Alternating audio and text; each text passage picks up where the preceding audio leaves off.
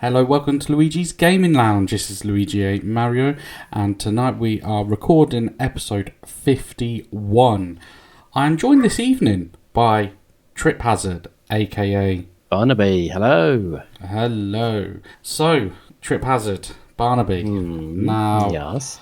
There's a little game that came out yesterday. Only a little game. Just a little game. And it got me thinking. I know we've done a previous episode early on in regards to free-to-play games, and this game in particular is free-to-play. So I just wanted to do a little discussion on that, really, and just let it flow and see what you think. I'm going to give you some sort of idea of what this game is about, as I know you haven't played it. So before I do that, are there any free-to-play games that interest you or that you enjoy? Yeah, so the first one that came to mind was Call of Duty Warzone. So we had many hours playing that, and I think that is still one of the best multiplayer FPSs that you can get for essentially free, really. Yeah. Obviously, you can do things like buy extra skins and gear, stuff like that. Yeah, that's right. Yeah, the cosmetic All stuff, the some of the weapons as well. Although it's just a question of balance rather than some weapons are more overpowered than others generally. Yeah. But it's just like a really high quality, really polished game. And it's impressive exactly what you can get for nothing, because that is a really good value game that I probably would have paid a decent amount of money for, but it's just like freely accessible to anyone to play. As for upcoming ones, there's a couple I have my eye on, but I'll go into those a bit later if that's all right. Yeah, no problem at all. It looks like we've been joined by Terrors. Terrors, are you there? Hello. Yeah, sorry I'm late. That's all right. I got caught up with a couple of things, so I thought, you know what, I'll join. Although I know you guys have already started, I just thought, I'll join. Okay. I'll join in. I don't know how long you've been. Only 2 minutes. Exactly. Yeah. Oh right. Oh, brilliant. Oh, okay. Well, that's not so bad then. So I've not missed much. My stalling tactics worked. That's it. Yeah, I'm going to come to you in just a moment, Sam, if that's all right. I just wanted to piggyback off what Barnaby was saying in regards to Call of Duty Warzone. We here at Luigi's Gaming Lounge, prior to Sam joining, we used to play Warzone quite a lot, didn't we? That was our go-to game for a long while. It was, and we had so much fun. We had many laughs on that game. Because it's just so, even though it's just one map, that it's just so much you can do with it. There's just so much you can do with it. You can either be on foot, or you can spend a lot of time just like gliding around with your parachute, looking for the ideal spot to drop into. You've got vehicles as well. You can spend a lot of time just like hiding out, playing it stealthy. You can go in all guns blazing. So there's just a lot you could do with it. Yeah, no, 100%. It doesn't sound impressive when you just got the one map, but it is a huge map, and it's probably enough map to actually make a game out of it itself, really. Yeah. Because I think it's probably, even though we played it for a good few months, I don't think we've probably explored every square inch, and after a while, it did actually update the map, like redo it, so you could see some of the changes compared to the original map. Yeah, it's a totally new map now, but I've yet to try it out, to be honest. We should get back into it. We should really, because we all really did enjoy it a lot, didn't we? Definitely, it was a good laugh. Definitely.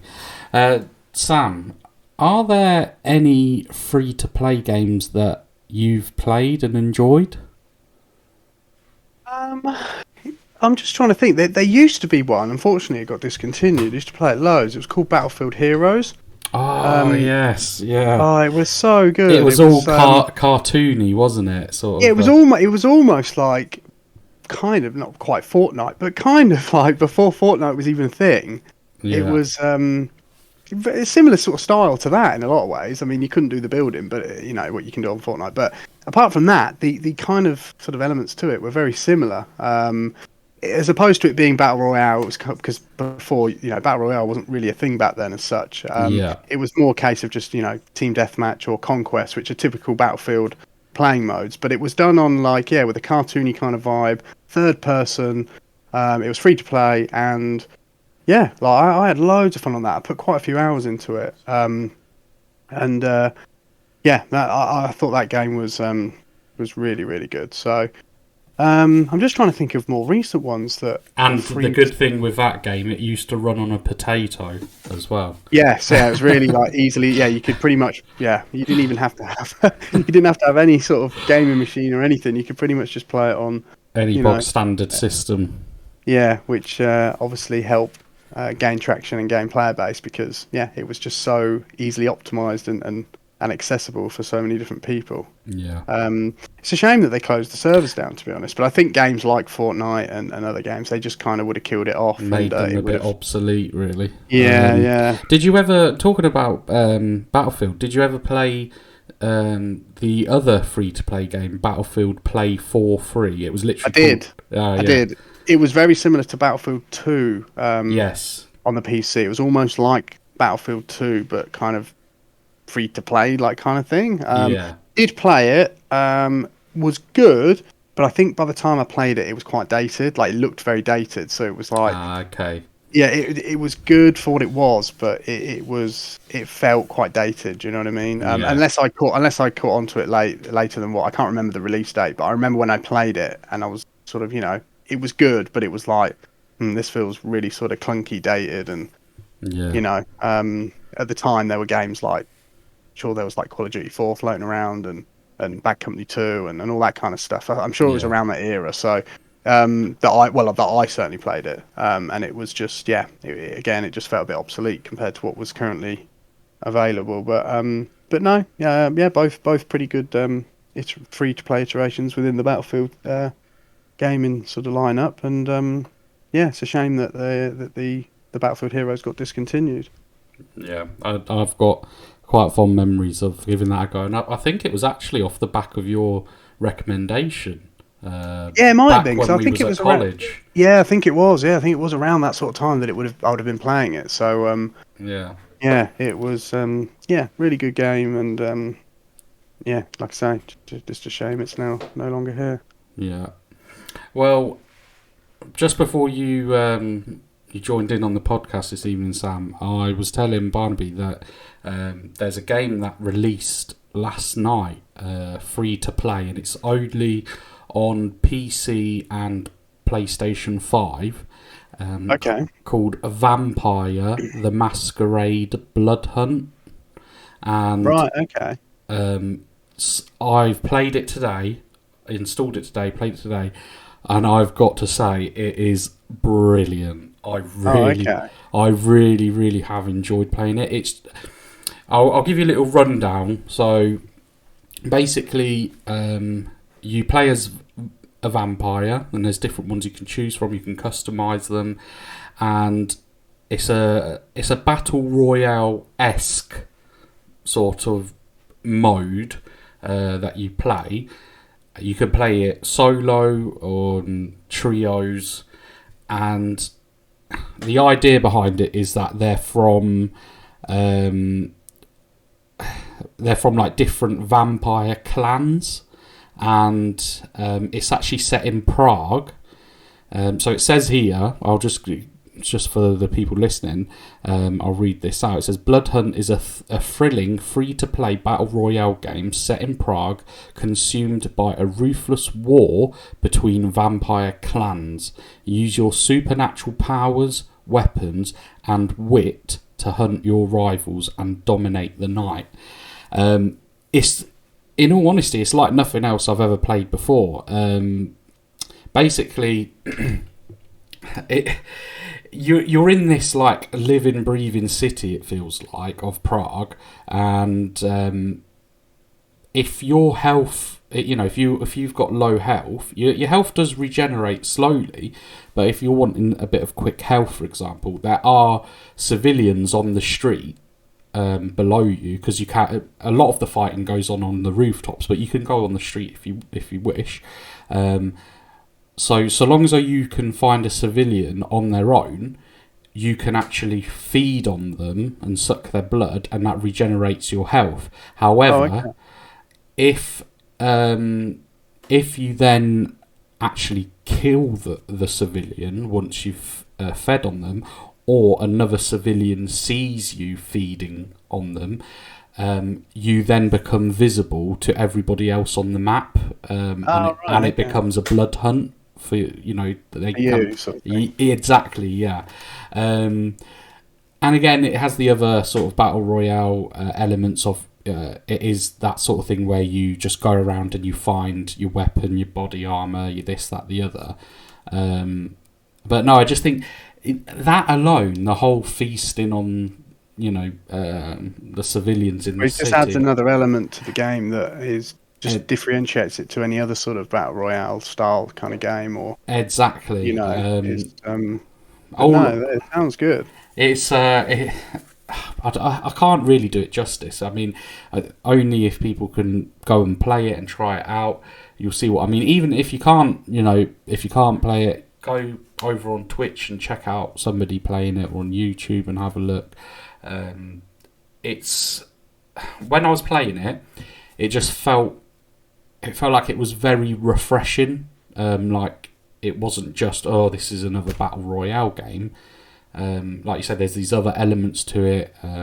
Some of these supernatural powers that you can use also. As well, when you are downed in this game, basically you have like a 20-second counter where if you're able to keep away from other players, because obviously in these type of games, third party is common, where a third party will join in the firefight. And I had it happen to me where I was downed, but luckily a third party came in to fight the person that knocked me down, and I managed to hide myself. The 20 seconds passed, and you sort of regenerate yourself, and you then back in the game. So you have to be finished off basically within 20 seconds, or else you come back to life basically. Oh, that's good. I like that. And also, instead of just one life, it actually gives you two. So if you fully die the first time, you get to respawn. So you basically get two lives, not one, as a traditional battle royale. Yeah. You only live twice, Mr. Bond. Exactly. So yeah, I mean, and again, this is totally free to play. Now, currently on Steam, under recent reviews and all reviews, it's got mostly positive. And obviously from my first-hand experience with it, I can totally see why. I can see it being a really good game to play with your friends. Like I said, there's a trios mode. Plenty of stuff in there. Whether you are a long range weapons user, whether you like to get up close and personal, there's there's bats, there's axes. Obviously, you've got your rifles, your crossbows, your pistols. There's literally just something for everyone, and you can play it to how you like to play games. Does it have a mix of melee and ranged combat then? Yes, yeah. Another cool thing, because obviously, vampires being supernatural, you can scale buildings. So, for example, on the PC, you press W, which is always like, to go forwards, and you hold W and spacebar, and your character will scale a building to get to the roof. So it can be quite a fast-paced game, because if you imagine there's 45 players over the match, so yeah, obviously you could be on top of a roof, and out of nowhere pops up another player from the side of you, behind you, but again, you have something called I can't remember the exact name of it. I think it's like heightened senses, but obviously once you use it, like any of the superpowers, I think there's about 4 different superpowers. They do have a cooldown period of around 20 to 30 seconds. But yeah, the hyper senses will allow you to sense where enemies are. It will allow you to sense where any loot is and stuff like that. So again, it's not just your bog standard battle royale. If you fancy something different, 100% recommend Vampire the Masquerade Bloodhunt. What do you guys think to that? I've explained it to you. I've tried not to waffle on too much. I mean, how does it sound to you? Like what I've told you? Well, I'll just give you a bit of my backstory as well, because I might have mentioned on the podcast before I do tabletop role-playing games. Been a member of role-playing game club for quite a few years now, and I actually played the role-playing game that this is based on, Vampire the Masquerade. Yeah. Quite a few years ago now, but thematically they're very similar. So it's vampires fighting each other in an urban landscape. Although the version that I played was much more. There's a lot more politics and intrigue. So there is combat, but there's also politics and intrigue. So that's where I'm coming from for this. So this is an interesting kind of like offshoot into this. It sounds a lot more action based. Yeah. But I like how it kind of feels like it's a living open world. So you have these ordinary humans wandering around below on the city streets, but you have these vampires fighting up on the rooftops, and that sounds really cool. So yeah, I'd be definitely keen to give it a try. The only thing is I'm not a PC gamer and I don't have a PS5, so I'm going to be waiting until it goes Xbox, I think. Yeah, let's hope that. Or until like somebody treats me to a PS5. When I win the lottery, Barnaby, I'll treat you to a PS5. I'm still waiting for my podcast paycheck. Oh yeah, it's been 51 weeks. We'll discuss that later. Moving swiftly. I need to make money first. But yeah, Sam, I mean, how does the game sound to yourself? Do you think it sounds good and fresh, or? Yeah, it sounds pretty fresh. Well, say fresh. It sounds like it's got some other sort of elements within it that would that changes the style of those kind of games. Do you know what I mean? Yes, so it would. Yeah, definitely seems well worth downloading and trying. I mean, it's free at the end of the day, so you've got nothing to lose financially. Exactly. And then I think, like you say, it sounds like if you've got a group of friends, trios, whatever it might be, it sounds like you could really have a good laugh on it. So, I mean, as you know, I'm not overly keen on battle royale stuff anyway. Yeah. It just doesn't really suit my play style, if you know what I mean. But yeah, I think. Are you more of a team-based person?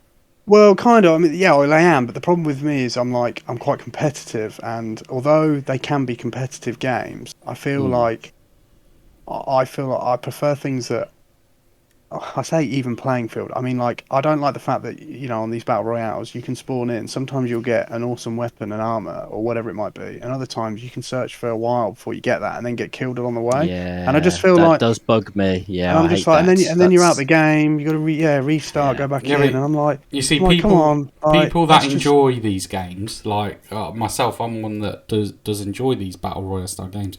For me, that in particular that you're saying there, Sam, that you dislike, that's something to me that adds that adrenaline rush to playing that game. It's like quick. Where it does. If you're playing at a high level, although you've got the adrenaline rush, like you get wiped out quickly. Like it's if you're playing with good players and as much as it does add to it, it's like, and for me, I just look at that as like, well, I don't really find that very balanced or fair. So I'm just like, well, I don't know. It's just the way I am, the way I am with games like that. I've always been very competitive, and I like games. I like games that are on a very even playing field. So it comes down to more raw skill and like your intelligence, as opposed to like, oh, I've got the better gun, I've got the better armor. Do you know what I mean? Like, 'cause that doesn't really mean that. It just means like, okay, yeah, you've played it for longer, you've got the better gun. Like, okay, you killed me. But I agree with you. That is one thing that I dislike about the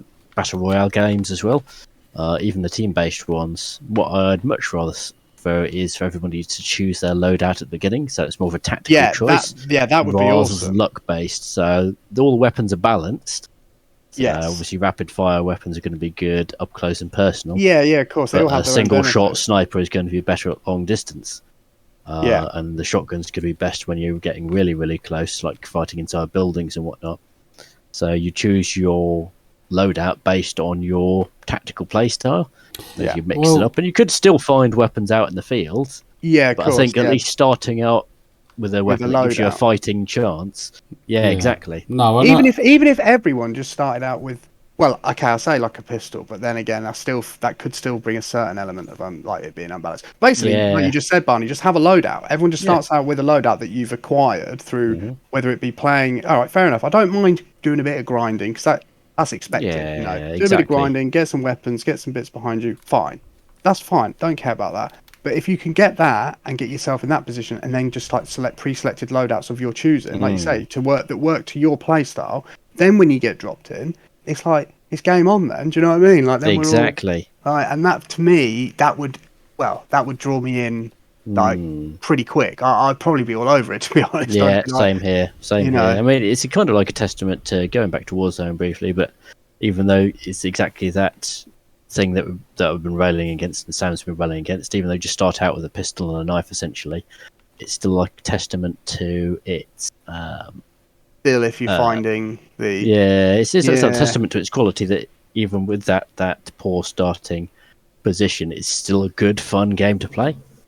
But if you started out with a loadout, I think it would be even better. And you know what the other problem is, like these days as well, it's like unless you sort of jump on these games and you're playing them regularly, which I get, you can't expect to go in a game to be really good because you're not playing it consistently. So you obviously have to put some effort in and play it to a degree to warrant yourself, give yourself a chance. But they should have it so that like let's say you miss, they bring out a new map, right, Warzone. You miss it for whatever reason, you just can't quite commit. You're not playing, even after like a month, right? You go on there.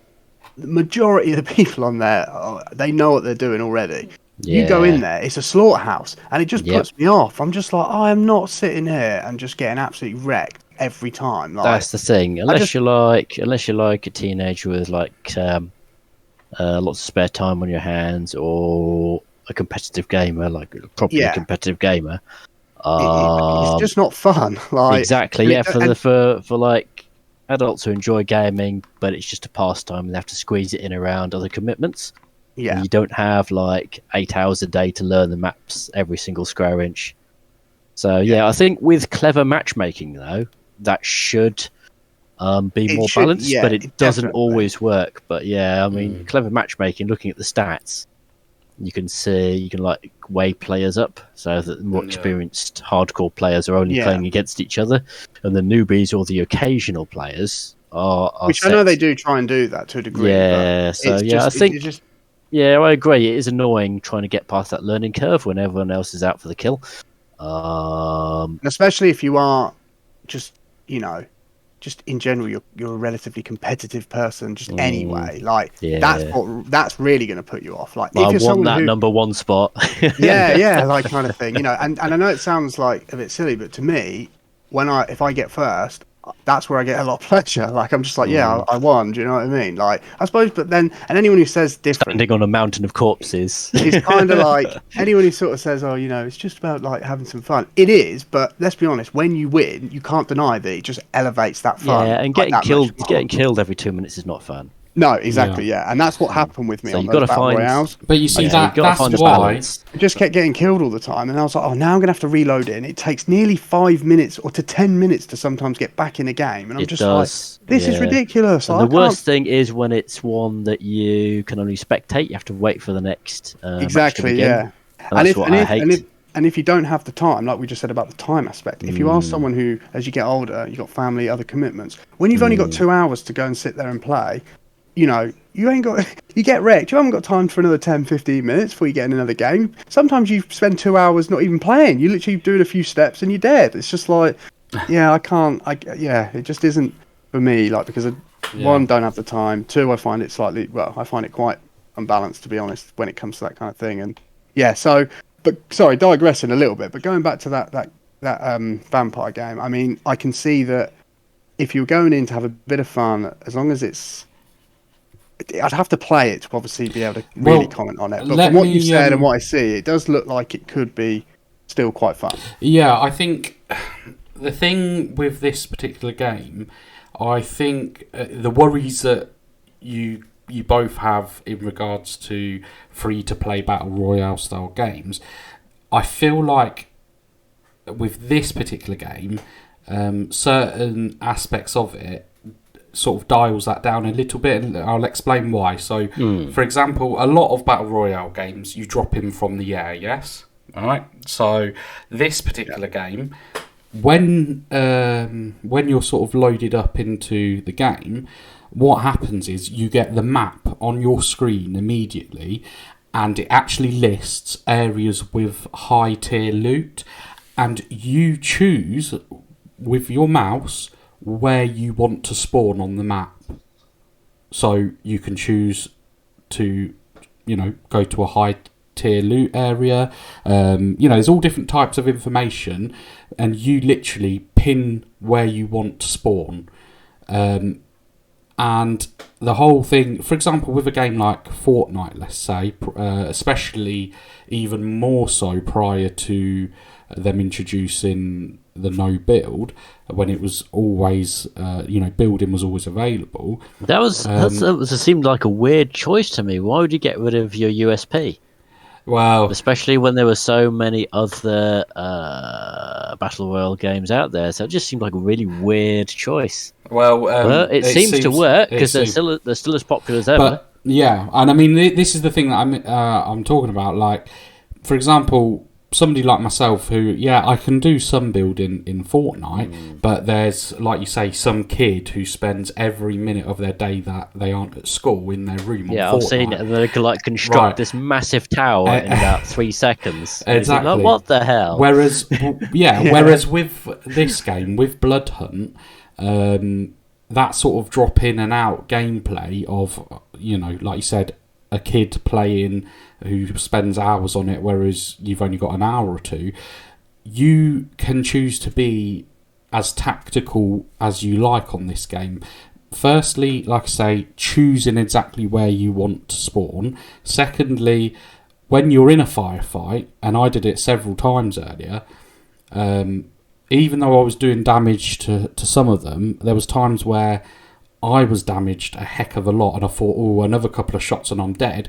I chose to retreat, and because it's in a city setting, you can easily run away and get away. So I chose to basically run away and fight another day, sort of thing. Go find myself an unsuspected victim on the street of Prague and chew their face off. So I could, but do you see what I'm saying? Like, what I mean is, in something like Fortnite, you're saying that far too casually, Luigi. Be suspicious. Well, in a game such as Fortnite, that aspect of trying to get away to fight another day is very slim, because it's not geared toward it. The gameplay is about like all or nothing. So and the first match I played of Bloodhunt, I came 5th, and out of 45, that's not bad. And that was because, especially because it was my first game, I was playing it tactical. I wasn't, taking too many risks. I was really calculating what I was doing, and it just showed that, in actual fact, it was working because I made it to the last 5. Absolutely, no. That's the kind of game that I appreciate, where if you think things through a bit more, you can outsmart your opponents. That's right, and like I say, yes, it's fast paced. However, you can slow it down. Like I said, if you want to slip off into the city, of Prague and hide away. Is it quite a big map? It's fairly big. It's not Fortnite size map. It's much more closer quarters with it being in a city. But I'll see this. I'll see this. I've been to Prague myself. Yeah. However, it's big enough that it feels very much open world. So no. I personally, initial impressions, I can't praise it enough. It is a game that I'm going to continue to play because I had that much enjoyment. So even if I have to play it solos, I'm going to continue to play it. So, yeah. No matter what we say. Exactly. But anyway, moving on. Are we still on free-to-play games? Oh yes, sorry. Have you got more to? Yes, yeah. So I'll be slightly remiss in that one of my first free-to-play experiences was actually, although it was not really a game as such, but do you guys remember Second Life? I remember. Yeah, I've heard of it. Okay. You're making me feel old. Yeah, now. I've heard of it, but I've but not yeah, actually... back in the early 2000s, Second Life was huge. And essentially it was more like an open world, kind of like almost like Do Anything really. So you could play games in Second Life, but you could also just like spend time chatting.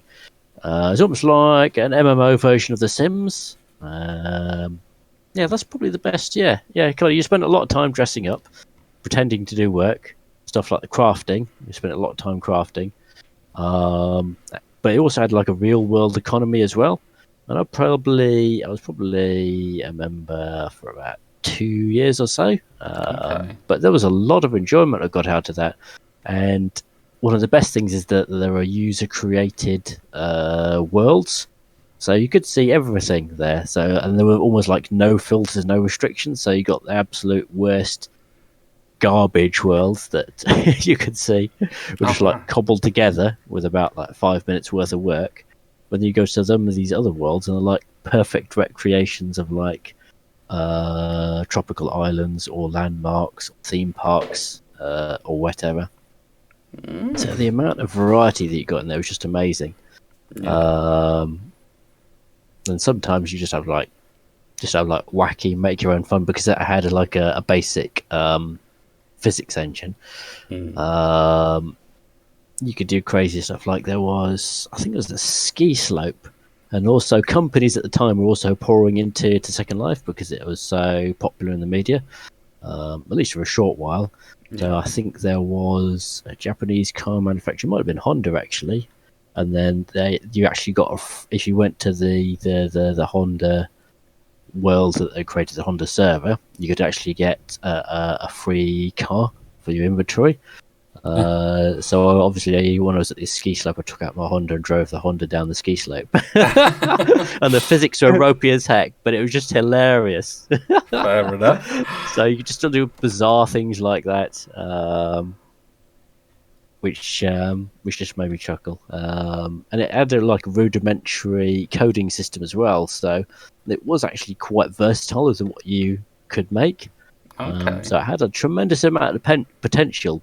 And there was a massive amount of interest at the beginning for like the first 6 months. And some people got very, very rich, either from selling items that they've made or from buying and selling land inside these virtual worlds. So it was really a big thing, but then it just like gradually petered out for whatever reason, I think. And although it still continues on today, it's got nowhere near the user base that it once had, but no, for a while it was amazing. It was early days of the metaverse, selling land on a game. Yeah, exactly. That's right. Yeah. Second Life got there before Zuckerberg did. Yeah, it sounds like it. The other thing is, I'd also be remiss if I didn't mention a link that my partner sent to me, which is also a free-to-play game, but one that's quite different from the ones that we talked about so far. Yeah, it's Disney Dreamlight Valley, which is that's coming out. isn't it? It is, yeah. So 2022 summer. Oh, is Game that Pass, a free-to-play game? free to play? Yeah, Game Pass first, and then it's going Ah. multi-platform in 2023, free to play. Oh, I did not realise that. Yeah, so PS5, Xbox, Switch, and PC. Let's have a look. 'Cause I actually watched the trailer for it yesterday. Yeah, I watched it very shortly, a little while ago. Yes, yeah. Yeah, I was a bit. It left me actually with quite a few questions, if I'm honest. Yeah, it doesn't reveal a lot, doesn't it? It's very vague. Yeah, I think they've obviously done that on purpose to keep you intrigued, haven't they? One of the big things that I wanted to know is, can you visit sort of other friends' worlds within? Do you know what I mean? Like, because it looks like you can build up your own home within this land. So can you have friends come and visit you and stuff like that in your world? Does that make sense? Like, I'm not sure. I mean, yeah, it's not said much about multiplayer. It's said very little, so it might just be, which would be a shame because I think multiplayer would be awesome. But it might just be a single player free to play game.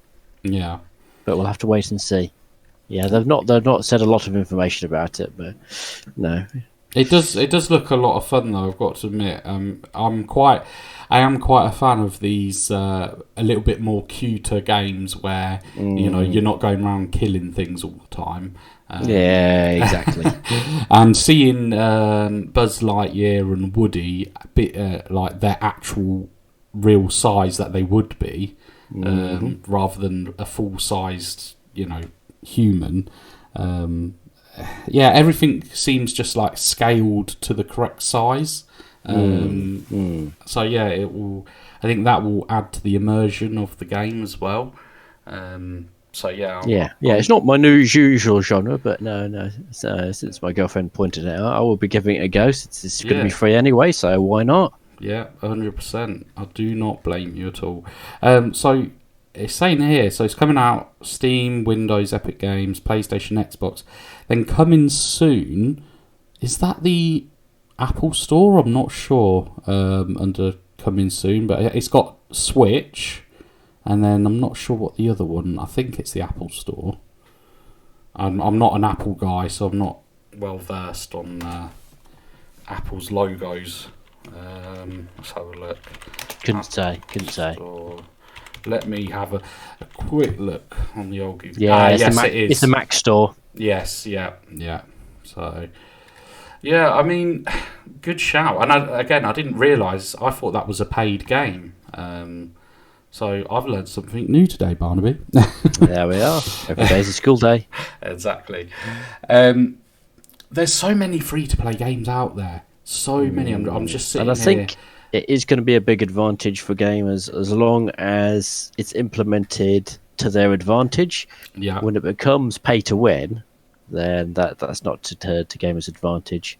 Yeah. Or if it becomes exploitative, like there was been some criticism in the media, and we've touched on it before on the podcast about how things like loot boxes can be equated to gambling. Yeah. And it's okay with a nice little occasional freebies, but when you're paying a price for a random drop, then you can see the equivalency with gambling.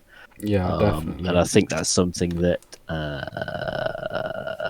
as a community we need to be wary of. Yeah. Because it can be fun to gamble occasionally on like small amounts, but it's got to be controlled. It's got to be kept fun. Well, and it can't be getting to the stage where somebody is spending like hundreds of pounds a week on potential loot boxes or whatever. Yeah. Well, one thing that might curve that a little bit, I don't know if you guys have heard over the last week, but there's talk of adding... Now, before you go crazy here, I listened and I looked into this, and some of it actually makes sense. There's talk of adding adverts into video games. Now, hold your horses. Hold your horses. We're not talking these extremely invasive adverts where, you know, like Going all Ready Player One. These are extremely invasive adverts, such as when you download a free app from the Play Store or something like that, and they pop up in your face. Nothing like that. Yeah. What they're looking at. So we'll use Fortnite as an example. Now, let's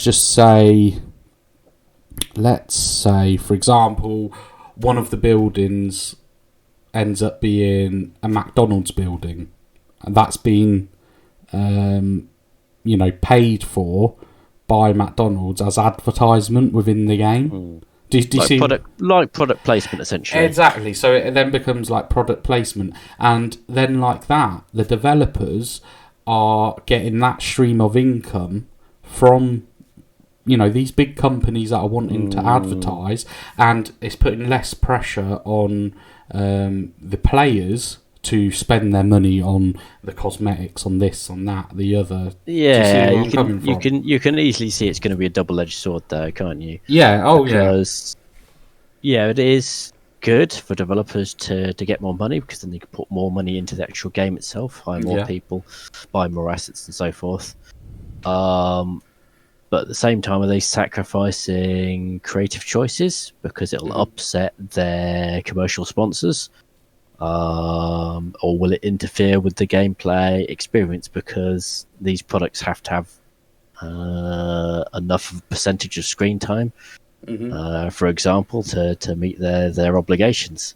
So as long as it doesn't affect the gameplay adversely, for it. But I could quickly see that without careful oversight, it could be a commercial nightmare. Yeah, and I mean, I think there's some games that already do something similar. I'm pretty sure FIFA already, and NBA, one of the NBA games, like I can't remember what they're called, like the border around the pitch where it advertises different things. I'm sure they already do that. I could be wrong, but I mean things like football and Formula One, you're kind of used to seeing like adverts plastered all over the walls and the barriers and so forth. So I can see the comparison there, but I don't want commercial sponsorship to take away creative freedom. No, definitely not. And I mean, it's something that it's touted for being placed in free-to-play games at this moment in time. Now, obviously, let's say you purchase a game and you've already spent, 40, 50, 60 £60 on a brand spanking new game. The last thing you want, really, are any adverts that would be intrusive. Or, like you say, affect the gameplay, when you've already put down your money. Now, that being said, also, a game, for example, where adverts such as that would not be suitable, in my opinion, would be... Now, some people would disagree. For me, would be Grand Theft Auto, because Grand Theft Auto, a lot of their... in-game adverts are what's the word I'm looking for? Is it satire? Satire. Yes, exactly. And obviously, Grand Theft Auto has already had a lot of stick in the past because it is very, close to the line with a lot of things, and the whole point is that Grand Theft Auto world is a make-believe world. It is not real. And if you suddenly start seeing McDonald's in there, and rather than clucking bell, and you see adverts for Coca-Cola, Pepsi, it then starts to feel more realistic, which in some way people could argue it's good, but in another way they need to distance themselves from that. And I don't think it's not so much a question of realism, because you can clearly see which product that they're satirizing, and that's part of the point. There's not just like they're satirizing the whole like gangster movie genre, but also commercialism and politics Yeah. And in a way, like everything that the Hollywood and a lot of what Western action movies or Western crime movies kind of like glamorize. So there is a lot of biting satire. So sometimes really silly humor as well, but there's a lot of really biting, dark satire in the GTA games. And yeah, you're quite right. If you replaced it, I don't think it's a question of being realistic, but I think it's a question more of it would lose the satirical edge. And I think probably a few companies would probably be scared from being advertised in GTA anyway. A few might take the plunge, but I think that's one case where commercialism would be taking away the storyline and the point that the developers are trying to get across. Yeah, I mean, because obviously Grand Theft Auto is known for, how... I can't say that flaming word, Barnaby. Satire. Yeah, they're quite well known. Like you say, even storylines within the game, sometimes it crosses over with their sort of satire products within the game and stuff. And yeah, so I think they would have to stay well away, personally, in my opinion anyway. But no, moving on, I think, guys, we need to do our Trash or Stash. Who would like to go first? Sam, I've not heard your voice for a little while. Yeah, I've just been chilling, listening, taking it all in. He's been asleep. He has. No, I haven't. Have you got a stash ready for us this week, or do you want us to come back to you? No, I've got stashes, mate. I always find the trash is harder than the stashes. Yeah, that is very Me true. and Barney I actually totally said agree this, with that. I think, last week, Yeah, it's always a lot harder to trash a game than stash one. But so for this week's stash, I was actually thinking, because I've got actually quite a few games, that I could easily put in the stash. So I was going over it thinking, which one should I bring in? Which one should I say? Blah, blah, blah. And do you know what I'm going to go with? Go on. Because I thought it was a little bit different. I'm going to go for Burnout I had it on the GameCube, the original Burnout game. Original Burnout. Oh, we're going old school. Yeah, good so choice, the first Burnout game. Had it on the GameCube. Absolutely loved it. I played it on PS2. It was like graphics were decent back then.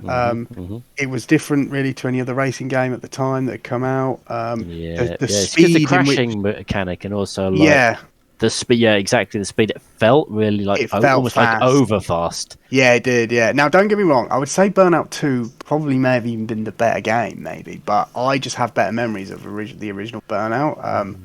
So yeah, for me it's difficult because they all kind of blend into one because they're all kind of on the same kind of theme. Yeah. So I find it hard to differentiate them, but Burnout, the series as a whole definitely made a mark. Yeah, the series itself was all really good. But I have my first memory of the GameCube actually with that game, because I went to visit aunt and uncle of mine that live on the outskirts of the city, and my cousin, who was a fair amount older than me, he was in college at the time, whereas I was still in primary school, I think, or just at the end of primary school. And anyway, I went up to his room and he goes, "Would you like to try my new gaming system?" I was like, "Oh yeah."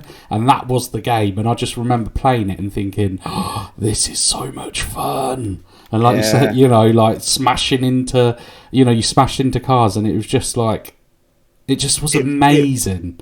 It was when it came out, it was just different to everything else. Like we said, it just felt super fast. It was super fun.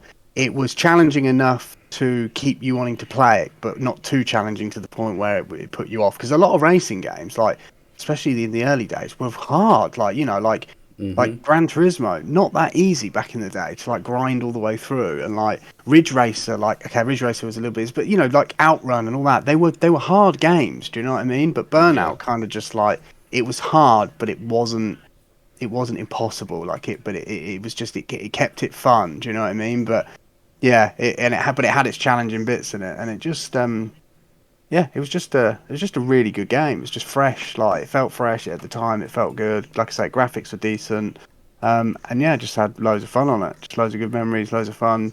Nothing bad to say about it. Don't think anyone that played it had anything bad to say about it. To be honest, I think it was really well received. I've never heard anybody say a bad word, if I'm honest, about Burnout. That's what I mean. So yeah, so one for the stash. I mean, anyone who's not played it, there's plenty of different games in the franchise that you can play. I don't know what the latest one is, to be honest. I only played Burnout 1 and 2, and then that was it for me. But I've got to mention as well, big respect to Burnout, because my wife, who isn't a gamer, one of her favourite games that she's played and she loved playing was Burnout Paradise. I don't know if you played that at all, Sam, but it was like an open world Burnout game. Oh yeah. I played that for a bit. Yeah. Very fun, very fun game. So yeah, if anybody's not played that, I believe they've remastered it now as well. Burnout Paradise. Yeah, that kind of open world racing game probably helped to inspire things like Forza Horizons. Yeah, I would say so. Yeah, because that was one of the. I think that was one of the like the earliest open world racing games. I think. Yeah, I believe so. So yeah, no, thank you, Sam, for your stash. That truly does deserve a space on your shelf. Yes, without a doubt. Barnaby, can we have your stash of the week, please? You sure can. Yes. I've gone through a theme. I found the game that I was looking for earlier. Okay, yeah. So all can go ahead as planned. Oh, lovely. So I've gone for the theme. So the first game that I've picked is quite an unusual title. Released originally on the PS Vita, then later on Switch and Windows. I played it on Switch earlier this week. It's a game called Gnosia. Gnosia? Gnosia, yes, yeah. Gnosia. Mm. So it's a social... okay. So you're familiar with Among Us? Mm-hmm. I am. Yep. This is basically Among Us as a hybrid, as a crossover with visual novel style of gameplay. Okay. Or, for people who haven't played visual novels, a little bit like the old choose your own adventure type stories. So you wake up on a space station, and there are several other characters aboard. However, there is an ongoing threat from alien beings that can actually take over humans. And when they take over a human, they will murder one of the other crew members. One crew member every day. So every day there is a vote amongst the crew as to who should be put into cold sleep, basically hibernated state. And you'll win the game if you can cold sleep the human who's been infected by the Gnosia. Oh. However, the only way to tell, at the beginning of the game at least, is by just arguing who's been infected and who's not been infected. So there's lots of choices, dialogue choices that you make. 5 rounds of dialogue choices where you have to try and convince the others or be convinced, and then you have 1 round of voting. Okay. So after that, win or lose, time loops back on itself and you start again from day 1. So you have all of your previous knowledge. However, each time the person who's being infected is randomized, so you never know who it is. Okay. So it keeps you guessing. And the other thing is, although time seems to loop back on itself, every time it's different. So just when you think you've got a handle on the game, something new is introduced, or one of the rules is flipped, Okay. So we ended up playing 10 rounds in total, and every single one had a different outcome and at least one twist that we weren't expecting. So Right. it's a game that, although seems quite simple and a little bit quirky, it does have a lot of depth to it. So I highly recommend it. I said I played it on Switch, but it is available on Steam as well. Okay. And it is really good fun. And it's actually a single player game only. There's no multiplayer aspect to it. But if you're playing as a group, it is actually one of the best single player games to play as a group, because you're also just discussing amongst yourselves who could be infected. What's the best method to flush out the person you think is infected? How can you trip them up so that they reveal themselves to actually be an alien? How do you spell this game? Gnosia, so Gnosia. Gnos. Originally released in 2019, but I only played it earlier this week. But it is really good, really good. I was pleasantly surprised by it. Nintendo Switch, PC, and PlayStation Vita. Mm-hmm. And it was only developed by a tiny little indie development team called Petit Depoto. I'm just having a look at it. Yes, like you say, it's like, your choice-based game, isn't it? Yeah, basically. So you've got the dialogue options. You decide whether you want to accuse somebody of being suspicious or so forth, or keep quiet. More options become available. Every loop you gain XP, and that can be used to increase your character's stats. Right. So although you're seemingly living the same days over and over again, your skills are constantly increasing. Okay. And as your skills increase, then you can unlock more abilities, more dialogue options. So there is a lot of depth to it, and I think I've barely even scratched the surface. Played about 4 hours. No, it definitely sounds interesting. I can see, but it is really good. It's really good when you've got a couple of you or a group of friends around, because seeing what's happening, and then you can actually discuss actually what the best course of action is. And sometimes it's just pure guesswork. Sometimes it's instinct, and sometimes you can actually devise a way of tripping up the alien so that they, by the process of elimination, you can find out who it is and put them into deep sleep and win the game. Awesome. Well, you heard that here, guys. I can't even say. I was going to say Gnosia. Get Nokia. Yeah. Get that game.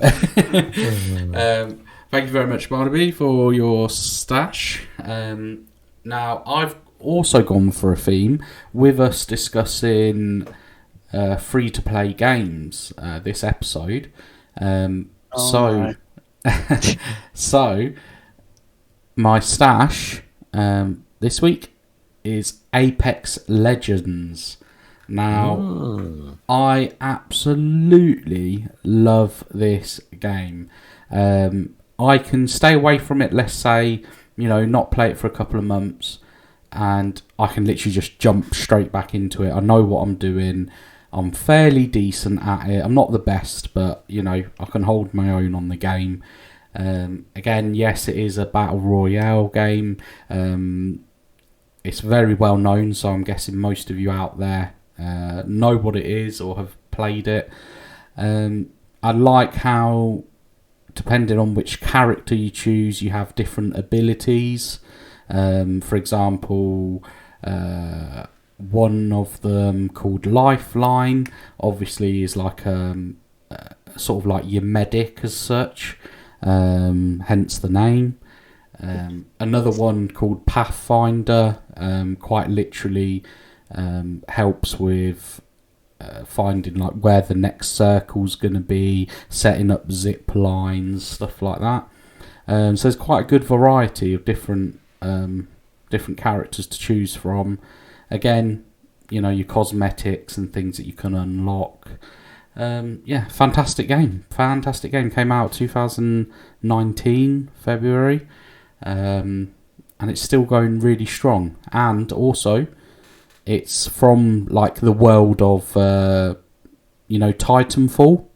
Oh yeah. Yeah, so it's actually set within that sort of world. Oh, that's cool. Yeah, so really, really, if you are looking for a game to play and you haven't played it yet, in terms of a new free-to-play game, give it a try. You will not be disappointed. So, Sam, I'm coming to you again now for your trash, please. Okie dokie, right. Again, I always struggle to go with the trash because I feel like a trash is a game you just really would never want to play again. And it's like, I have played some games that aren't great, but would I never want to play them again?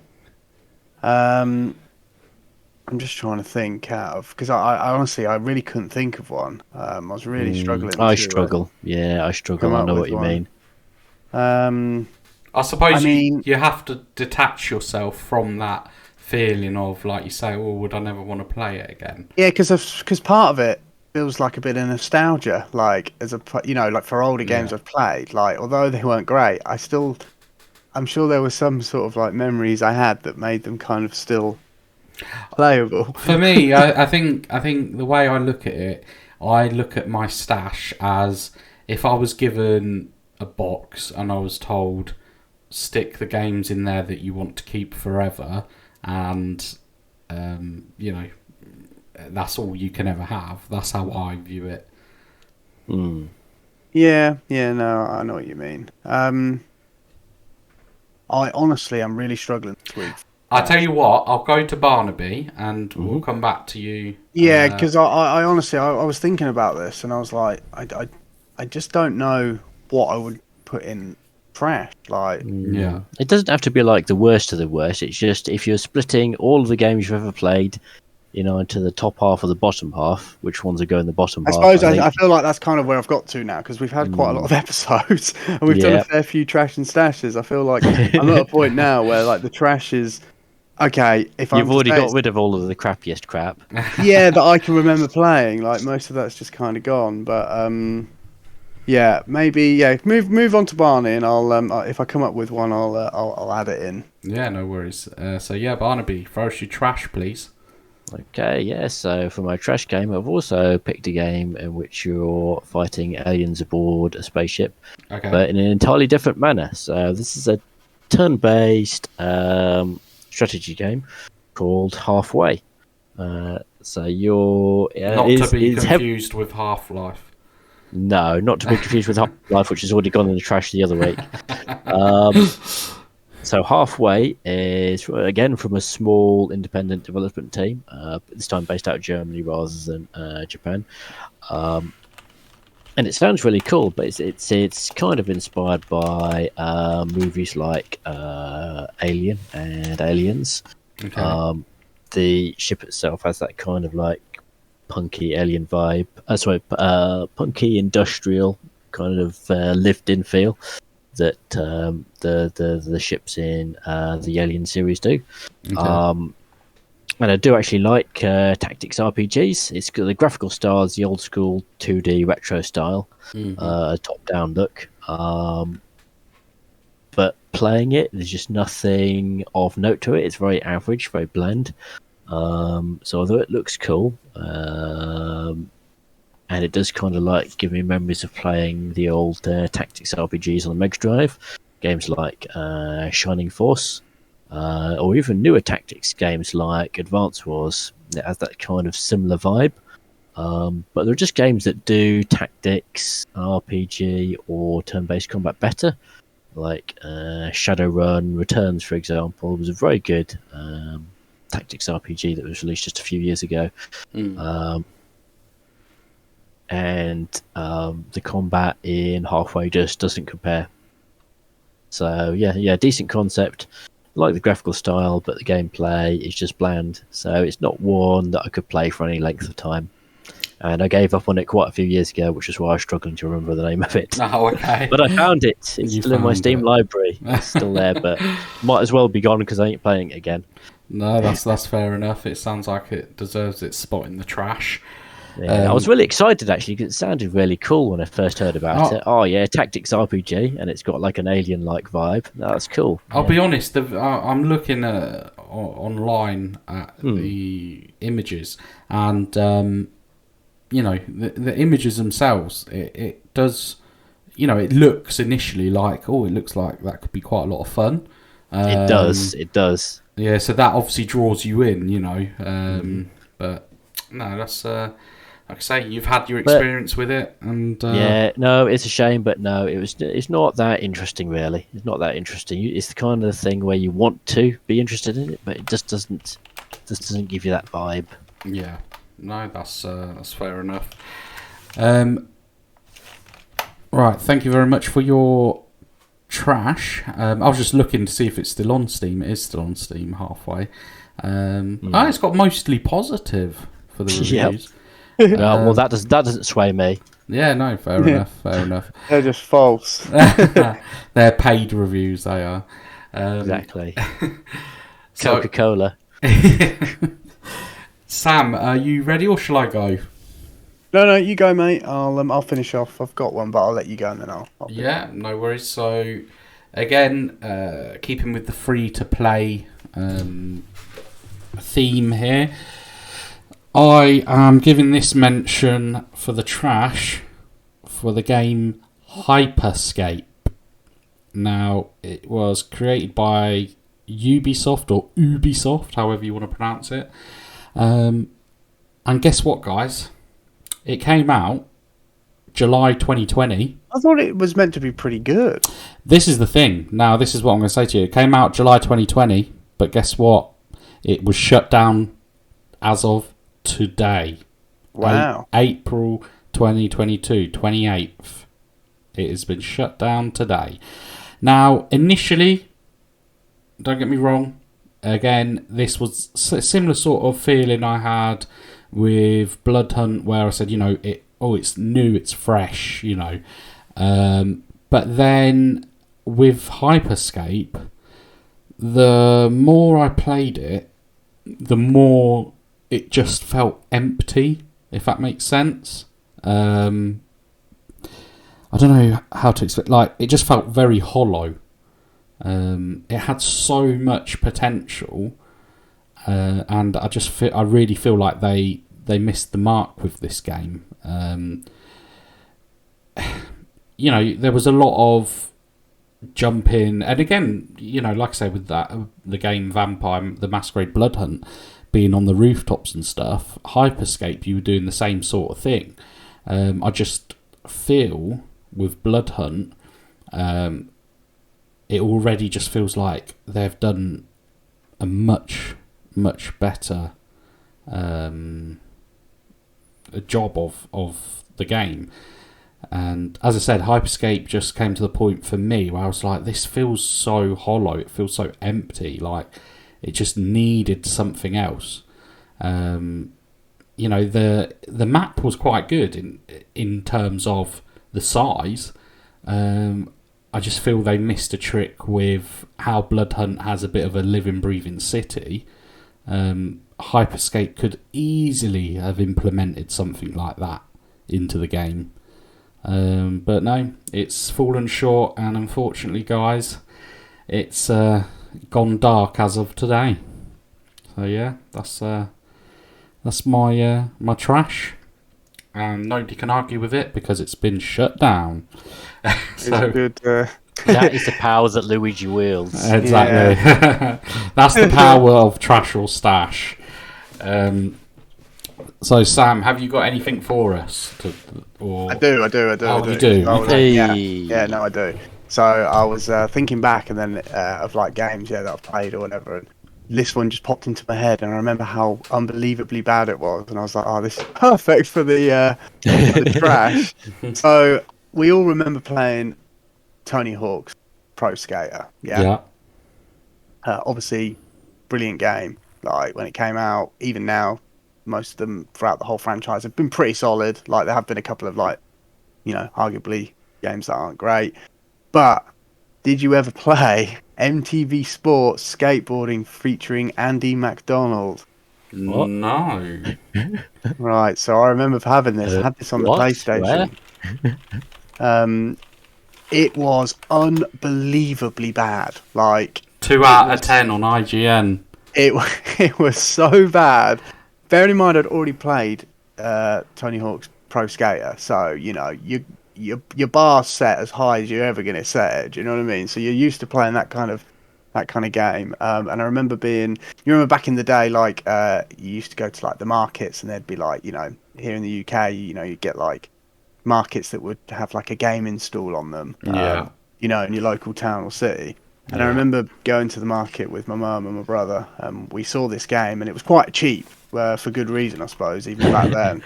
But it was like, when you're a kid, you kind of like, you go and you have a look at the games, and you say to your mum or whatever, "Oh, mum, can I get a game, please, please, please?" Like, most of the time I'd just be told no. But this one was so unbelievably cheap. I felt like, well, it's just a game. Do you know what I mean? Nonetheless, I'm getting a game. Like, it doesn't matter what it is. And yeah, I again can't remember exactly how much we paid, but it wasn't a lot. And I got it back. Well excited. Put it in the PlayStation, and it was just the worst thing I've ever played as a sports game. I remember my brother just being like, "What the hell is this?" And I was just like, "This is just." It was like mechanics were just completely just weird. Like, they just did not work at all. I'm almost sure this is just my memory. I'm almost sure to do tricks, you ended up using the other joysticks. You had the DualShock controllers on the PlayStation. Yeah. I'm pretty sure just to like do tricks, it was all done with the joystick. It was just really weird. Like, it just didn't, after playing Tony Hawk's, this was basically just like a real budgety, just bad game.